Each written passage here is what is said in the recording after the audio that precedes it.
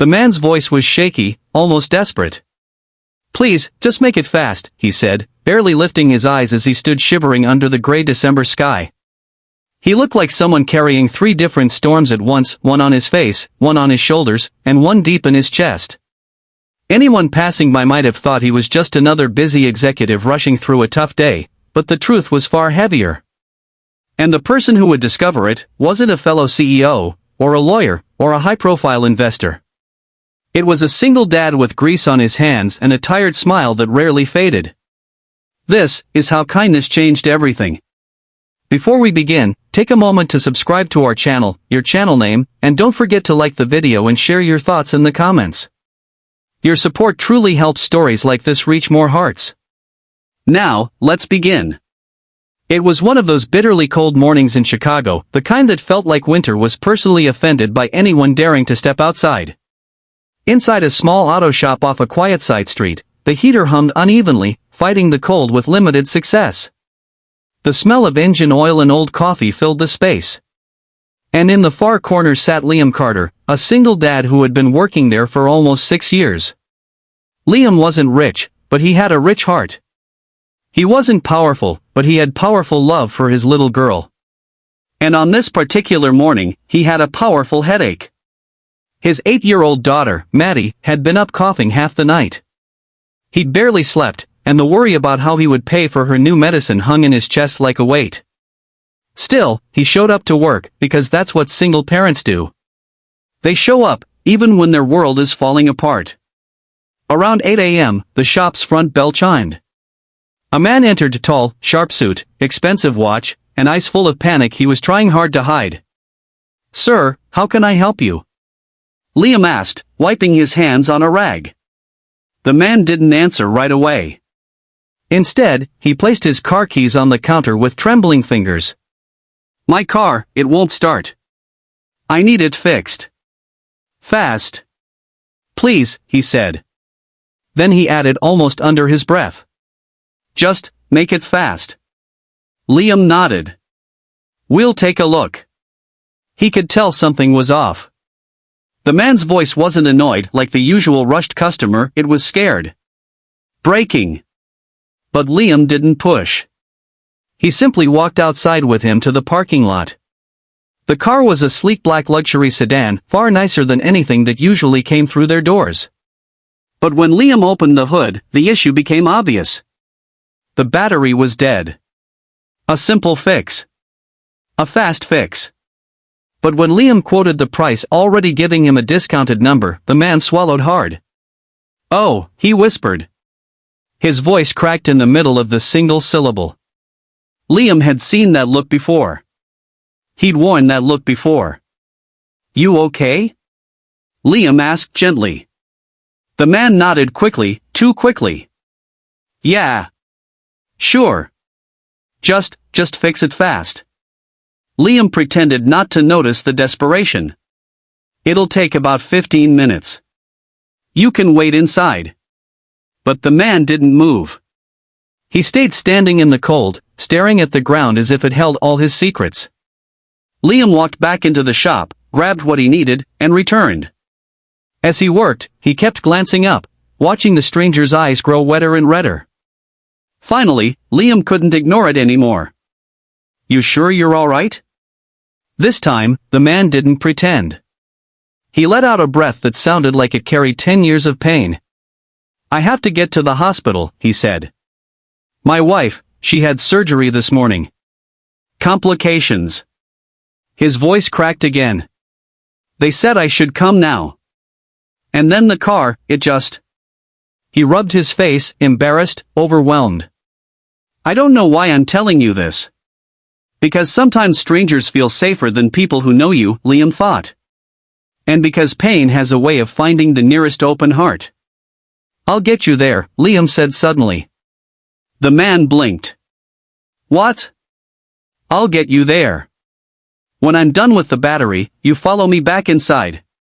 You can take my truck." The man shook his head instantly. "I can't take your truck. It's old and loud and the radio doesn't work," Liam said with a soft laugh. "But it runs. But your job. My boss will understand. And even if he didn't, family mattered more. The man looked at him, hesitant, as if afraid to hope. You don't even know me, he said quietly. Maybe not, Liam replied. But I know what it feels like to be scared for someone you love. Silence. Then the man's eyes filled again, this time not with fear, but with gratitude. Liam closed the hood, wiped his hands again, and let him inside. He grabbed his truck keys, then paused. The man was shivering badly. His whole suit looked too thin for the weather. Hang on, Liam said. He took off his heavy shop jacket, thick, warm, worn from years of use, and held it out. The man looked confused. No, you don't have to. Take it, Liam insisted. You look freezing. The man hesitated only a second before slipping it on. The warmth of the jacket seemed to unravel him just a little. He whispered, "Thank you." "Go," Liam said. "Your wife needs you." And with that, the man raced out the door. Hours passed. The shop got busy. Liam kept checking his phone for updates from Maddie's school about her cough. And eventually, when the day ended, he almost forgot about the stranger's car sitting in the bay until he saw headlights pulling into the parking lot around 6 p.m. The black sedan. Fresh snow on the hood. And behind the wheel, the same man. He stepped out, still wearing Liam's jacket. "Hey," Liam said. "Everything all right?" "Your wife." "She's stable now," the man replied, voice soft. "Still in recovery, but stable." Relief washed over Liam's face. "Good. That's good." The man took a slow breath. "Liam, right?" "Yeah." The man extended his hand. "I'm Daniel Hart." Liam froze for a second. He recognized that name. Everyone in Chicago's business world knew that name. Daniel Hart. CEO of Hartwell Industries. One of the biggest employers in the city. But Daniel didn't offer his hand like a CEO.